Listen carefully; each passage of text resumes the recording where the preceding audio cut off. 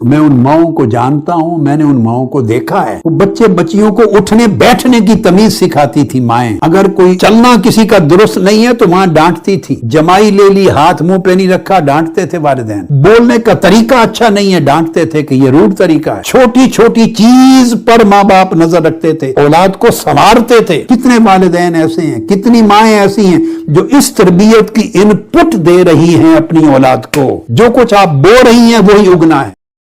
حضرت ابراہیم بن شیبان رحمت اللہ تعالی علیہ انہوں نے کہا، ایک روز ہم طور کے ہی علاقے میں ایک درخت کے نیچے بیٹھے تھے سبزے پر، شیخ نے عشق اور معرفت کا مضمون بیان کیا۔ وہ جوان سنتا رہا عشق اور معرفت کا مضمون، اچانک اس نے گرم سانس لی، آہ بری، اس آہ سے جتنا سبزہ سامنے تھا اس کو آگ لگ گئی۔ میرے شیخ نے کہا، جس کے اندر عشق کی اتنی گرمی پیدا ہو جائے اس کو عارف کہتے ہیں۔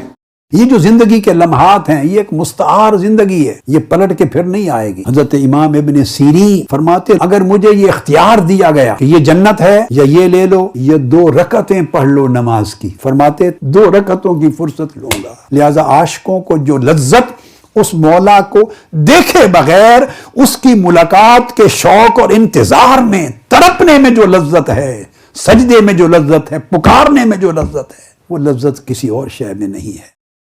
آقا علیہ السلام نے فرمایا، سن لو، مغفرت اور بخشش کا اہم ترین جو اسباب ہیں ان میں ایک یہ سلامتی کو پھیلانا اور لوگوں سے عمدہ خوش اخلاقی سے نرم گفتگو کرنا۔ آج مسلمانوں میں بالعموم الا ماشاء اللہ انہی 2 چیزوں کا فقدان ہے۔ گفتگو میں درست ہیں، دوسروں کے لیے سلامتی کا باعث نہیں بنتے، نقصان پہنچاتے۔ تو بذل السلام کے خلاف ہے ہمارا کردار اور حسن الکلام کے خلاف ہے ہماری گفتگو۔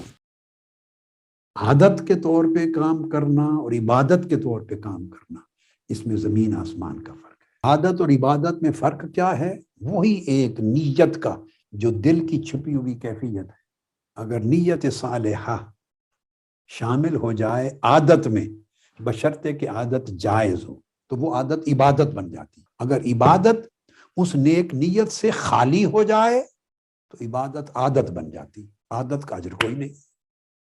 مجلس کا انتخاب بھی دانش مندی سے کرنا چاہیے کہ خیر کی دعوت دیتا ہے یا گالی گلوچ کرتا ہے، نفرت پیدا کرتا ہے یا محبت پیدا کرتا ہے، اسلام میں داخل کرتا ہے یا ہر ایک کو اسلام سے خارج کرتا ہے، علم دیتا ہے یا جہالت دیتا ہے۔ اگر زبان سے گالی گلوچ دیتا ہے تو اس کے اندر غلاظت ہے، سینکڑوں چیزیں ہیں۔ تو پہچان کریں پہلے مجلس کی، ان کی مجلس اور صحبت اختیار کرو جو آپ کے دل میں اللہ کی محبت پیدا کریں، آخرت کی محبت پیدا کریں، جو گناہ سے نفرت پیدا کریں۔ یزیدی دور سیاست لپیٹا جائے گا، صدا حسین کی گونجی ہے راہ پر بن کر۔ وہ اور کشتیاں ہوں گی دبا دیا جن کو، وہ اور کشتیاں ہوں گی دبا دیا جن کو، ہماری راہ میں آنا کبھی کمر بن کر۔